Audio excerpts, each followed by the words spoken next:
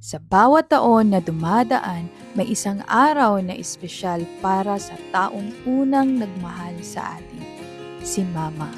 Ngayong araw, hindi lang ito simpleng kaarawan. Isa itong pagdiriwang ng kanyang pagmamahal, sakripisyo at walang sawang pag-aalaga.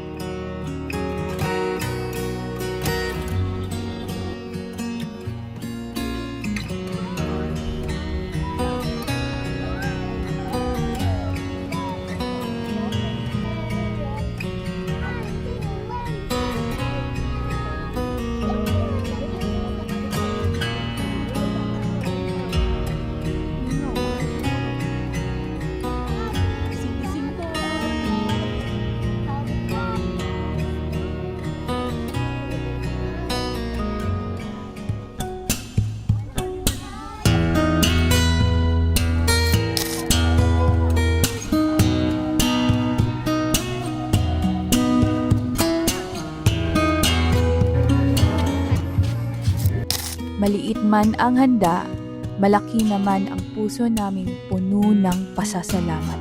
Sa bawat ngiti niya, ramdam ko na sapat na pala ang simpleng pagsasama para maging masaya.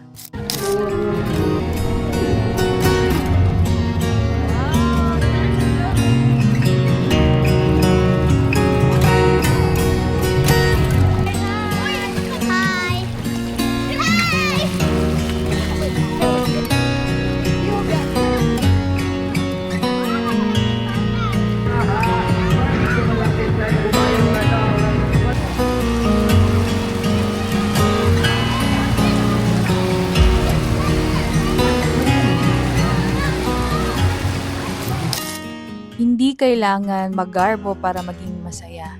Minsan, sapat na ang simpleng handaan at samahan ng pamilya. Sana'y magbigay inspirasyon din ito sa iba na pahalagahan ang mga maliliit na sandali kasama ang mga mahal sa buhay.